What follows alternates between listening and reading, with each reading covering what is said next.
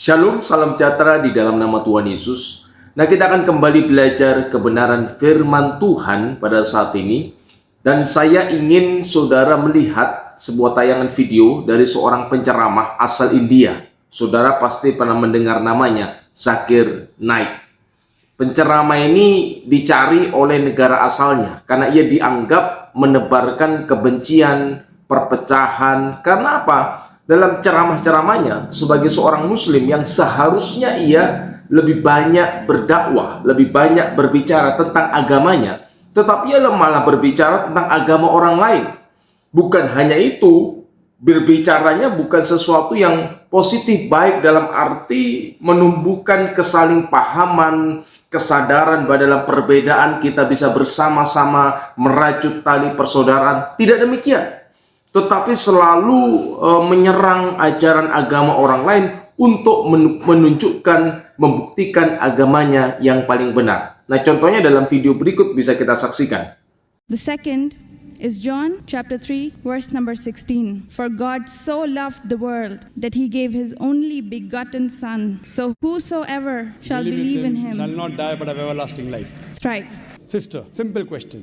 What is the meaning of the word begotten? He has given his son to the people. No, sister. Begotten doesn't mean he's given his son. You know English, I know English. If I say you have begotten a son, what does it mean? That means you have had sexual relationship with your husband and you begot a son. Begetting is a function of lower animals of sex. How can I attribute this function to Almighty God? Who did God have sex with?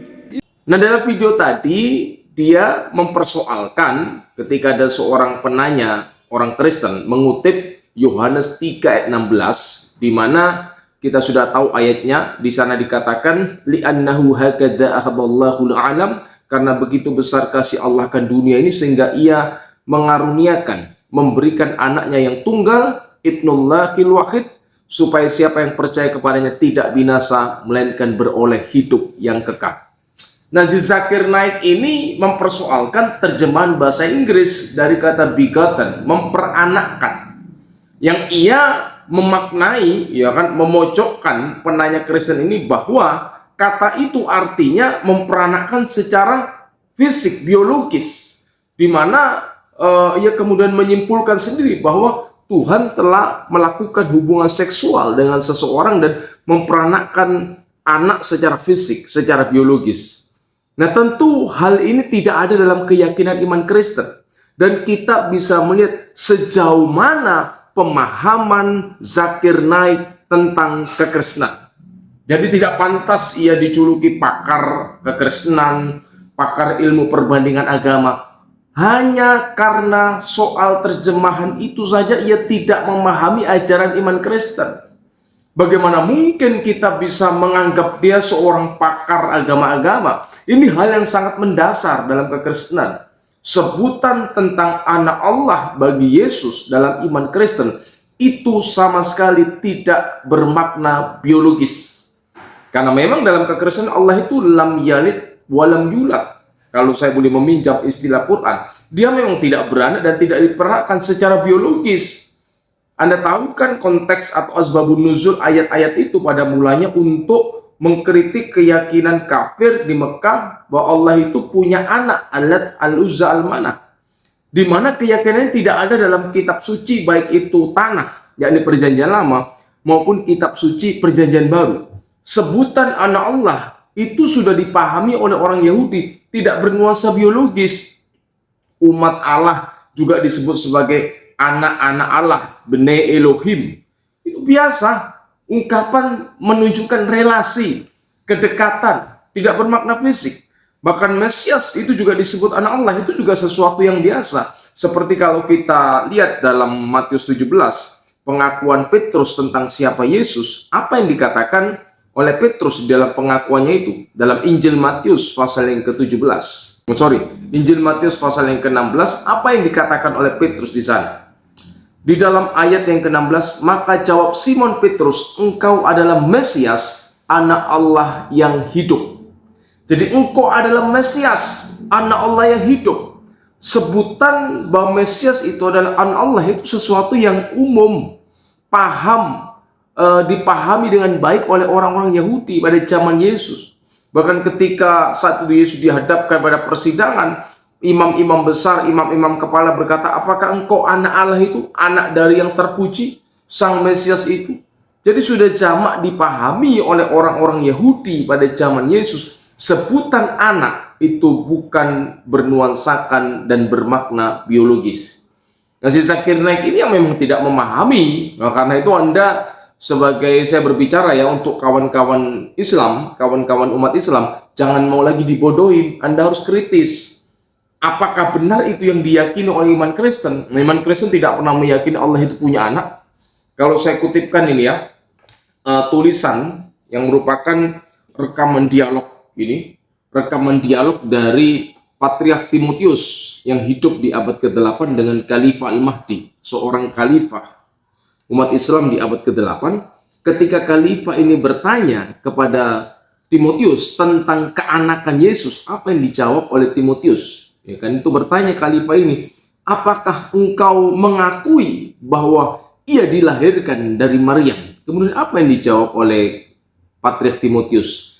Amma min haitsu huwal kalimah fa mauludun minal abi miladan azalian bila waqtin wala faslin. Dalam keberadaannya atau dalam aspeknya, min haitsu huwal kalimah, dalam keberadaannya sebagai sang firman, katanya, fa mauludun, dia dilahirkan dari sang bapa, miladan azalian, sebuah kelahiran kekal. Artinya bukan kelahiran biologis, kelahiran yang tidak membutuhkan seorang wanita, karena ini memang bahasa kiasan, bahasa teologis khas kitab suci, baik perjanjian lama, perjanjian baru, tentang Mesias, menunjukkan kesehakikatan. Karena itu dalam pengakuan iman Mesias, berdasarkan pernyataan kitab suci, kemudian ditegaskan bahwa Yesus sebagai sang firman itu musawin lil ab fil jauhar, sehakikat dengan sang Bapa.